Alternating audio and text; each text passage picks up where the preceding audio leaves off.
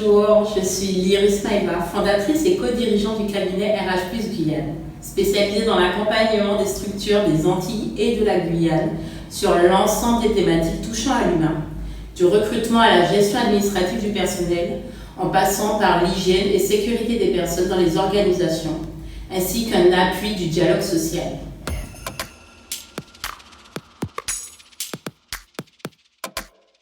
Le comité social et économique dit CSE est la nouvelle forme de représentation du personnel dans les structures. Donc ce comité fusionne l'ensemble des instances représentatives du personnel, c'est-à-dire les délégués du personnel, le comité d'entreprise et le comité d'hygiène, de sécurité et des conditions de travail.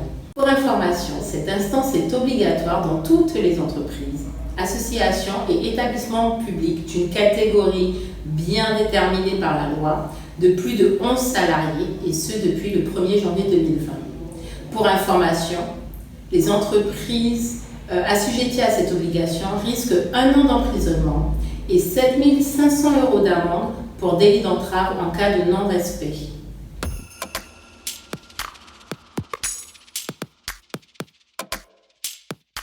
Alors, en plus de ces nombreuses attributions principales, comme la mission du porte-parole des élus qui remonte les réclamations des salariés, le CSE participe à la promotion de la santé, sécurité et conditions du travail et peut donc contribuer à la diffusion harmonieuse des informations auprès de l'ensemble du personnel. Formés à leur poste, les élus peuvent être des interlocuteurs de confiance et favoriser un climat social serein, notamment en période de crise ou de mutation.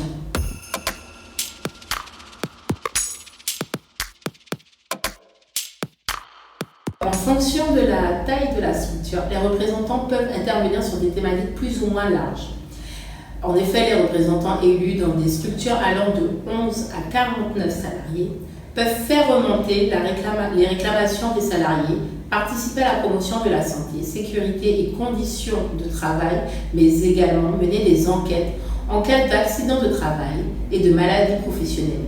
À partir de 50 salariés, les élus participent au conseil d'administration et émettent un avis sur la mise en place de nouvelles technologies et aménagements importants dans la structure, par exemple.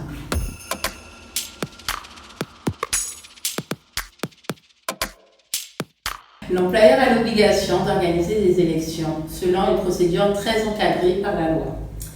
Les représentants du personnel sont élus tous les 4 ans.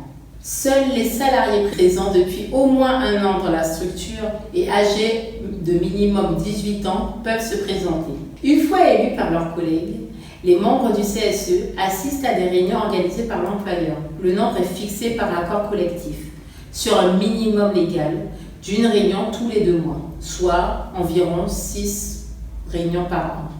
Il faut également noter que le nombre d'élus correspond au nombre de salariés dans la structure sur une année. Par exemple, pour une entreprise de moins de 25 salariés, on élira un titulaire et un suppléant.